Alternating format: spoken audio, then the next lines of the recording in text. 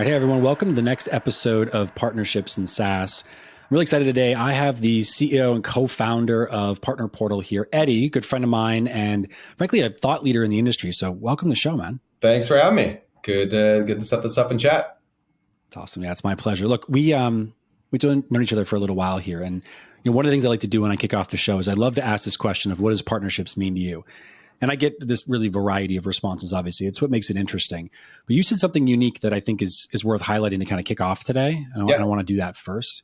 So I asked you, and you said partnerships aren't about revenue or leads. Partnerships are a business strategy, and they're indicative of an organization's long-term success and their ability to adapt. So I want to hear more about that. So how do you think about, you're talking about obviously long-term strategy. Where does that even begin? What's the kind of ethos, the origin of the idea that partnerships should be a part of our go-to-market strategy?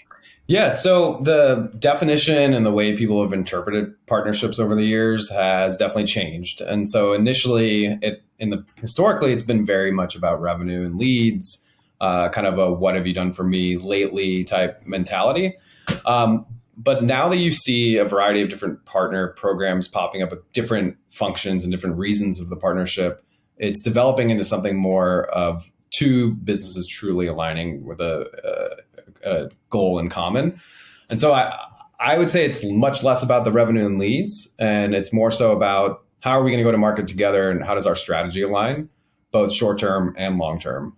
And the part that I mentioned about being indicative of an organization's long-term success, it kind of goes in, this is something that the partner community talks about a lot. And so like a couple examples would be when a partner professional is going out and looking for a new role, or they're interviewing for a head of partnerships at a company, there are a specific set of questions that they're going to ask before they take on that role. The questions would be things like trying to uncover what the long-term investment is going to be into partnerships and the potential for them to actually build out that program. And I think it's very similar when you're deciding whether you're going to go and partner with an organization. You're doing your own due diligence and doing your own vetting to make sure that the two of you are aligned and it will work out in the long term. And so it's less about this day-to-day shoot me a lead here and there, but more so about how the two companies can come together. Yeah, that's worth double clicking on. I'm glad you talked about this idea of being an individual and sort of like the one who's approaching the business and thinking about joining a partnership organization. It's the same concept. And I think, when I talk to folks, especially at the frontline level, the frontline, partnership manager, partnership sales rep, certainly managers, directors, VPs, even, a lot of the feedback is always, what do they do for us? Right? Like, they got good lead gen source, or even just, it's actually funny, earlier today, talking to one of the researchers here at my current company, HubSpot, and they were mentioning that, this idea of MDF comes up a lot, marketing development funds, right? Yeah. Market development funds. And, even when we were talking about it, one of the things she said was everyone defines it differently, just like partnerships. Everyone defines that concept of what is the mutual value of the investment that you're trying to make. So when you're talking about that, the connectivity between, the individual and the way they think about asking questions of the organization and the partner themselves, let's actually flip the script on that. So if I'm a partner right now, right, I'm an organization more importantly, and I'm thinking about partnering with a SaaS company or some other business. Do you have any thoughts on, either a framework or a series of questions that I can ask, when I'm approached by or I'm actually approaching an organization about partnership? You mentioned obviously mutual goals and kind of alignment around that methodology, but is there anything else you can think of that's helpful framework to use? Yeah, so I've heard people that'll come into the conversation and say, what does a good partnership look like to you? And that's like their kind of where it ends. I think it needs to be much deeper. So the question or the framework is, can you give me an example of a partner, your best partner, and what that partnership means to you and why they are your best partner? And not just name dropping, but actually telling me exactly how the two of you have worked together and why you've been able to benefit each other.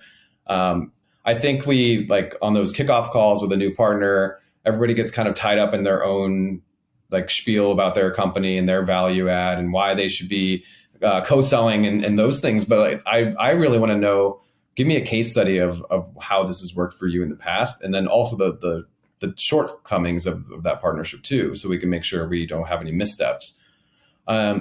Typically there's always one partner that everybody loves in their organization, and it becomes an easier way to riff off of that. Yeah, so they become like your kind of core case study, and so you use them to say, in a perfect world, you would grow into or align with this modality or this format or whatever. Yeah, Yeah, because people, when you're talking in partnerships, there people are trying to impress each other, and they're saying, "Oh, we partnered with Amazon, and we have this big partner." That's great. I actually just want to know about even the smallest partner you have, the one that you work with the best, and why have the two sales teams come together kind of more naturally? What's happening between there? What's the chemistry between those teams? So yeah, just drilling in as deep as you can into that. Yeah, that's cool. One of the things that's top of mind for me hearing you talk about that is this idea of partner market fit. And I don't know that I've either heard it somewhere or just started saying it, and now I believe that I've heard it somewhere. Yeah. But the idea that, like, if you're an organization or you're a business that's looking to potentially partner with an organization, that this concept of like, what are the core factors that go into why you should invest in a mutual action plan or a mutual business plan or whatever it is toward that collective growth.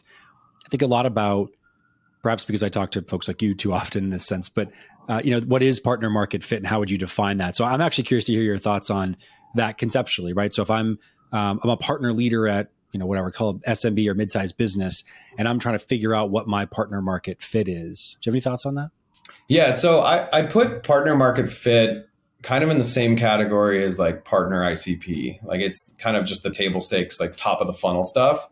So like those are to me are just the check boxes, the integrations, the company size that you're selling to, the industry and vertical. So like just the really top line basics.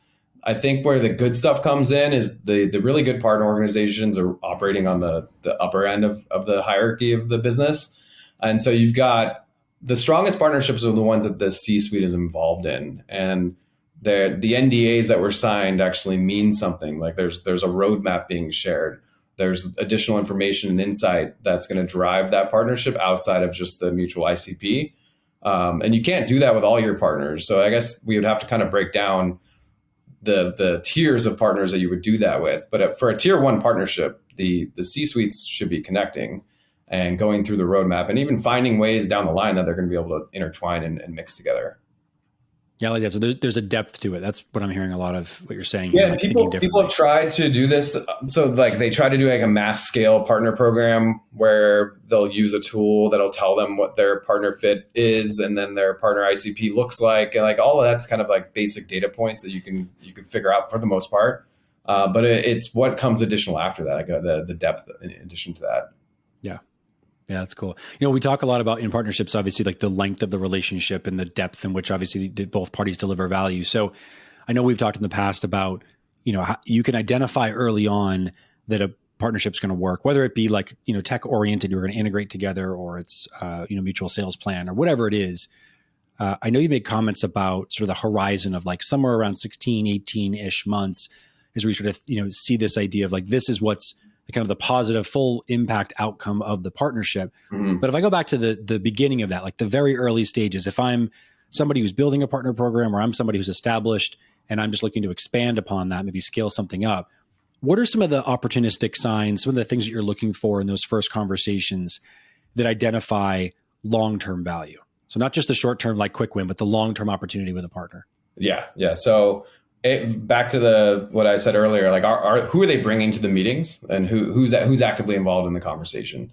And then just the same way, like you and I both have sales backgrounds, it's the same way you would do that discovery in a sales cycle. Like I want to know how much have you invested in your partner program? Not the number of individuals you have on the team, but I want a range of the budget that's going toward partnerships in year one. What does that look like in year two and year three? And there's nothing wrong with asking about the range or the percentage of your, like how much money you're putting toward it.